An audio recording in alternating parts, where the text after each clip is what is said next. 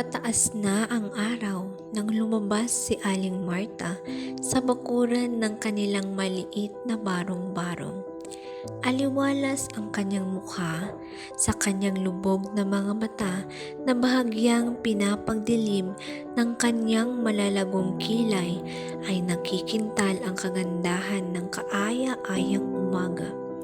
At sa kanyang manipis at maputlang labi, bahagyang pasok sa pagkakalat ay naglalaro ang isang ngiti ng kasiyahan.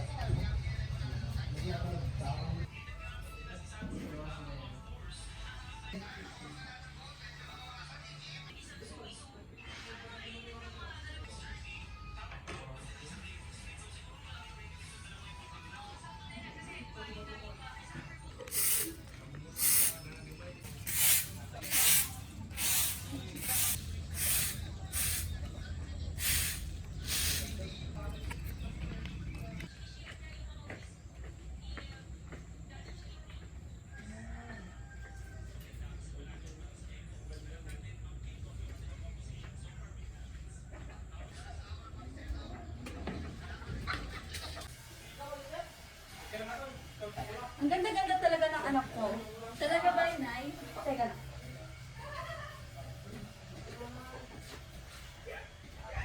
Yan. Sige, maiwan muna kita. May kailangan pa akong gawin. Sige po, Inay.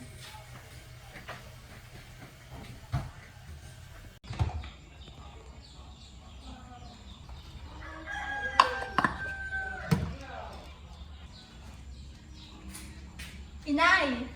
O anak, ginulat mo naman ako. Inay, nais ko po sana maghanda tayo upang ipagdiwa ang pagtatapos ko sa sekundarya.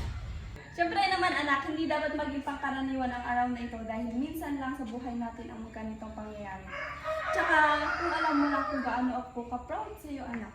At kung alam niyo lang din po, Inay, kung gaano kalaking pasasalamat po sa inyo. Tsaka pala, Inay, gusto ko rin po sana ng minatamis na garbanzos. Makakalimutan ko pa ba yun? Eh yun nga yung una kong layo sa buhay yun ang paborito mo. O siya, sige anak, maligo ka na at baka mahuli ka pa sa iyong pag-e-ensayo. Sige po, Inay, maraming salamat po ulit. Sige. Masigla at puno ng saya si Aling Marta sa pagdiriwang ng pagtatapos ng kanyang anak. Sa kasayahan, nagtungo siya sa palengke para mamili ng mga sangkap na kanyang lulutuin na ihahanda sa handaan. Ito nga ang mga sumunod na kaganapan.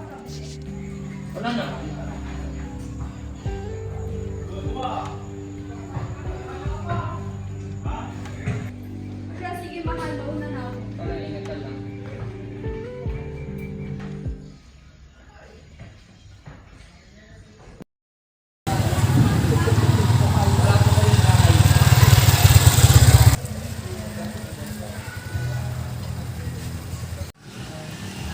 Maraming salamat, Iho.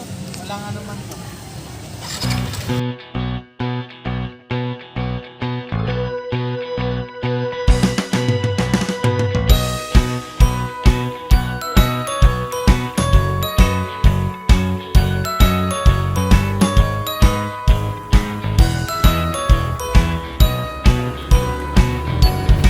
Aray! Ano ba? Sorry po. Sorry? Kung pagpapasensya niya mga ganyang pag-ugali niyo, makakapatay kayo ng tao.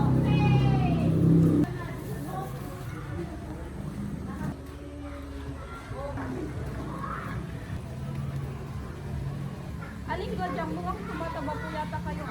Tila nga ho, tila nahihiyang ako sa pagtitinda. Magkano ho to? 20 pesos lang ho. Sige po.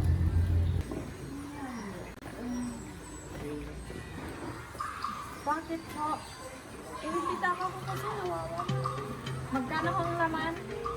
Sa pagkakalam ko ay 110 piso yun. Sahod pa naman yun ng asawa ko. Teka lang.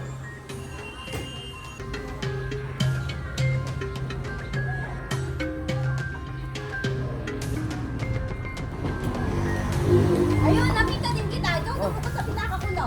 Hindi po. Anong hindi? Magkakaila ka pa? Ako po, Ale. Marami nang ganyan ngayon. Ang bubulig dito. Mas mabuti pa, tumawag ka na lang ng pulis. Halika, sumama ka sa akin. Po. Uy. Sumama ka sa akin kung di mo ibabalik yung pitaka ko.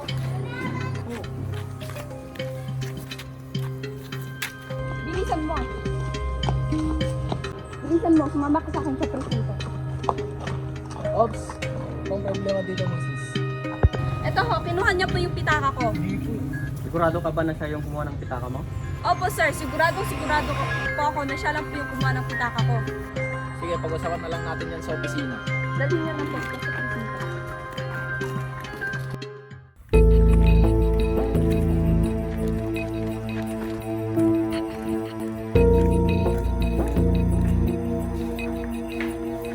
Magantayin muna kayo dyan at may kukunin kami sa korte. Sige po.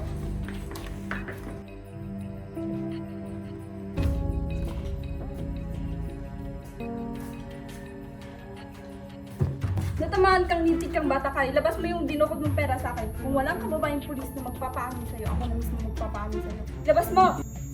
Bitawan mo! Hindi kita bibitawan hanggang di mo nilalabas yung pera ang dinukot mo sa akin. Aray! Mamang pulis na katakas yung bata! Ano po yung misis? Yung bata po nakatakas. Tara, kunin natin dyan.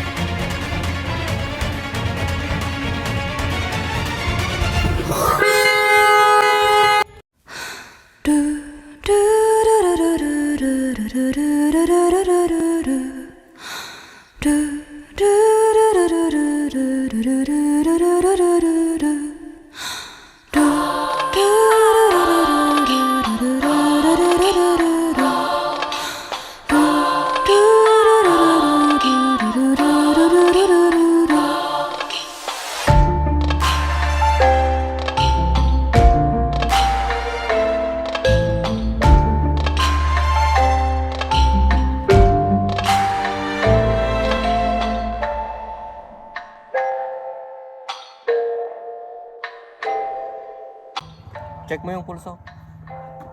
Mukhang patay na to. Tumawag ka ng ambulansya. Mukhang patay na pong kumuha sa pitagan yung misis. Sa tingin niyo ho ba may sasagutin ako sa nangyari? Wala lang po yung sasagutin yung misis. Yung driver na lang po ang bahala doon. Siya na po yung mananagot.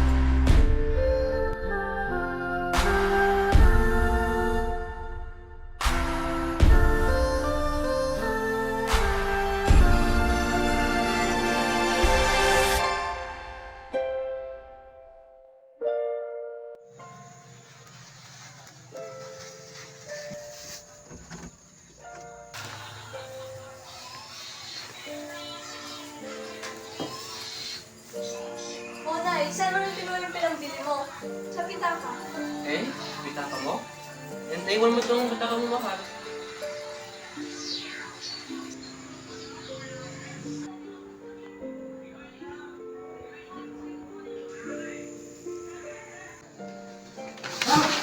Nay!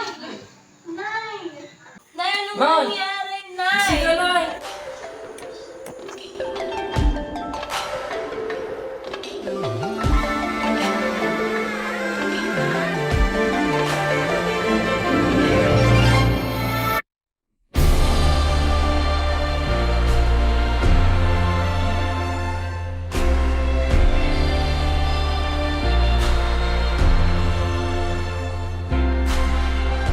Kaya ito pinamagatang kalupi dahil nagsimula ang tunggalian ng kwento nang mawala ni Aling Marta ang kanyang wallet o kalupi, ngunit sa huli ito'y kanyang nalimutan sa kanilang barong-barong na bahay.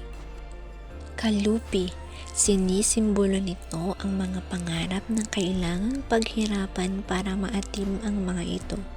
Maaari ding sinisimbolo nito ang magkaibang estado sa buhay ng mga tao.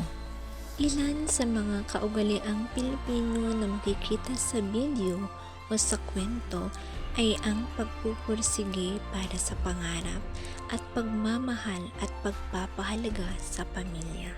Ang teoryang maaaring ilapat sa video o sa kwento ay ang teoryang realismo. Teoryang realismo dahil ang kwento ay nagaganap sa totoong buhay na kung saan may layunin ang may akda na ipakita ang mga karanasan at tunay na nangyayari sa lipunan. Ang mga aral na maaaring mapulot sa kwento ay ang pagiging tapat at totoo sa anumang sitwasyon. Isa din sa mga aral na mapupulot sa kwento ay ang pagpupursige upang maabot ang pangarap sa buhay at higit sa lahat ang pagpapakumbaba sa sarili at hindi mapangmataas na ugali dahil lahat tayo ay pantay-pantay sa batas at sa mata ng Diyos.